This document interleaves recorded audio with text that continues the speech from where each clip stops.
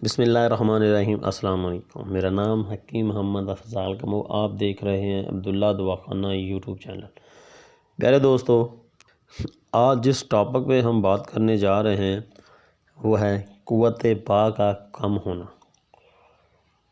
اور قوت با کے کم ہونے کی وجہ سے کیا کیا مسائل پیدا ہوتے ہیں، کن وجوہات کی وجہ سے مسائل پیدا ہوتے ہیں، اور اس کا ایک جامع نسخہ میں آپ کو بتاؤں گا جس کے استعمال سے آپ اس بیماری سے نجات پا سکتے ہیں۔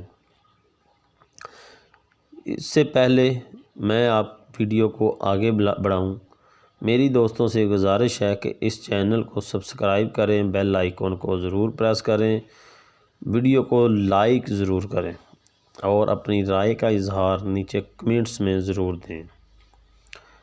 اب آتے ہیں ٹاپک کی جانب۔ دوستو، جو نوجوان سن بلوغت کو پہنچتے ہیں اور شباب کی منزلوں میں قدم رکھتے ہیں، یعنی جوانی لڑکپن سے جوانی میں قدم رکھتے ہیں، تو وہ ان میں اکثر اوقات غلط راستہ بنانا شروع کر دیتے ہیں، جس کی وجہ سے بہت سے نوجوان مشتزنی کے عادی ہو جاتے ہیں، اقلام بازی کرنا شروع کر دیتے ہیں، جن کی وجہ سے منی بہت زیادہ پتلی ہو جاتی ہے۔ منی کے پتلا ہونے کی وجہ سے بے شمار مسائل پیدا ہوتے ہیں، جراثیم کم ہو جاتے ہیں اور مرد اولاد پیدا کرنے کی صلاحیت کو کھو بیٹھتا ہے۔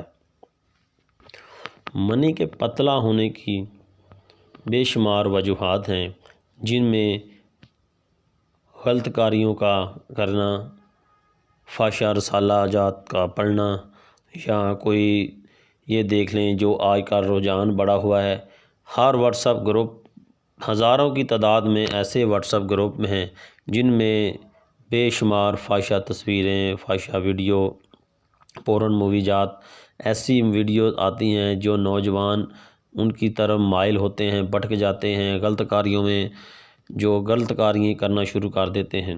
تو میری دوستوں سے گزارش ہے ان تمام چیزوں سے بچیں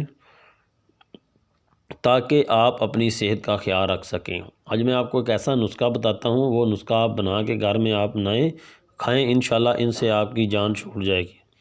تو دوستو، کرنا کیا ہے، آپ نے لے لینا ہے 5 تولے موسلی سفید لے لینی ہے، 5 تولے سالب پنجہ لے لینا ہے، 5 تولے چھلکا اسبگول لے لینا ہے، اور آپ نے اس میں 5 تولے کوزہ مشری ڈال لینی ہے، 3 تولے اس میں آپ نے اکرکرا ڈال لینا ہے۔ اس کو چنگی طرح کوٹ کے اس کا پاؤڈر بنا لیں، آدھی چائے والی چمچی صبح شام دودھ کے ساتھ استعمال کریں، تقریباً 2 ہفتے، تو انشاءاللہ آپ کا مسئلہ جو ہے وہ بالکل حل ہو جائے گا۔ یہ نسخہ بنائیں، استعمال کریں، انشاءاللہ دعاؤں میں مجھے یاد رکھیے گا۔ السلام علیکم۔